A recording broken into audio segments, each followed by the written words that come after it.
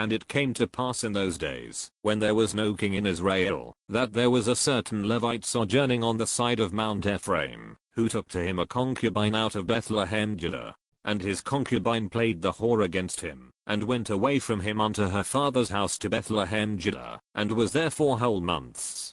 And her husband arose, and went after her, to speak friendly unto her, and to bring her again, having his servant with him, and a couple of asses, and she brought him into her father's house. And when the father of the damsel saw him, he rejoiced to meet him. And his father-in-law, the damsel's father, retained him, and he abode with him 3 days. So they did eat and drink, and lodged there. And it came to pass on the 4th day, when they arose early in the morning, that he rose up to depart. And the damsel's father said unto his son-in-law, Comfort thine heart with a morsel of bread, and afterward go your way.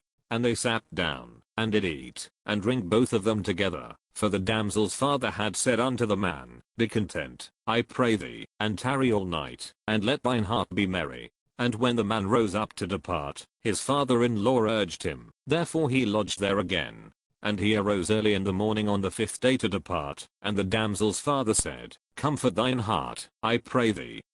And they tarried until afternoon, and they did eat both of them. And when the man rose up to depart, he, and his concubine, and his servant, his father-in-law, the damsel's father, said unto him, Behold, now the day draweth toward evening, I pray you tarry all night. Behold, the day groweth to an end. Lodge here, that thine heart may be merry, and tomorrow get you early on your way, that thou mayest go home.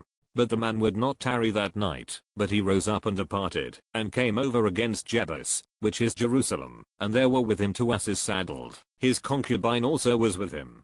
And when they were by Gibeah, the day was far spent, and the servant said unto his master, Come, I pray thee, and let us turn in into this city of the Jebusites, and lodge in it. And his master said unto him, We will not turn aside hither into the city of a stranger, that is not of the children of Israel. We will pass over to Gibeah. And he said unto his servant, Come, and let us draw near to one of these places to lodge all night, in Gibeah, or in Ramah.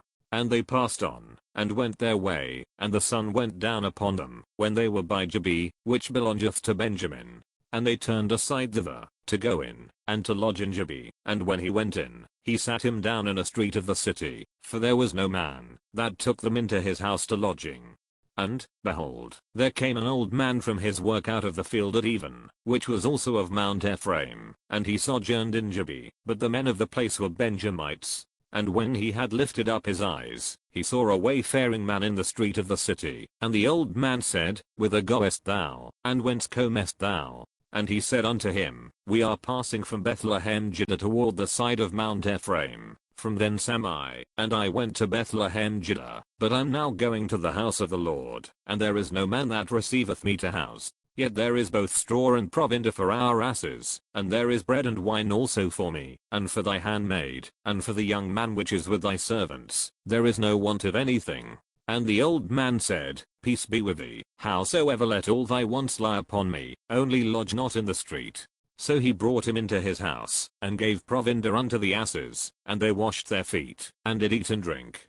Now as they were making their hearts merry, behold, the men of the city, certain sons of Belial, beset the house round about, and beat at the door, and spake to the master of the house, the old man, saying, Bring forth the man, that came into thine house, that we may know him. And the man, the master of the house, went out unto them, and said unto them, Nay, my brethren, nay, I pray you, do not so wickedly, seeing that this man is come into mine house, do not this folly. Behold, here is my daughter a maiden, and his concubine, them I will bring out now, and humble ye them, and do with them what seemeth good unto you, but unto this man, do not so vile a thing. But the men would not hearken to him, so the man took his concubine, and brought her forth unto them, and they knew her, and abused her all the night until the morning, and when the day began to spring, they let her go. Then came the woman in the dawning of the day, and fell down at the door of the man's house, where her lord was, till it was light. And her lord rose up in the morning, and opened the doors of the house, and went out to go his way, and, behold, the woman his concubine was fallen down at the door of the house, and her hands were upon the threshold. And he said unto her, Up, and let us be going. But none answered.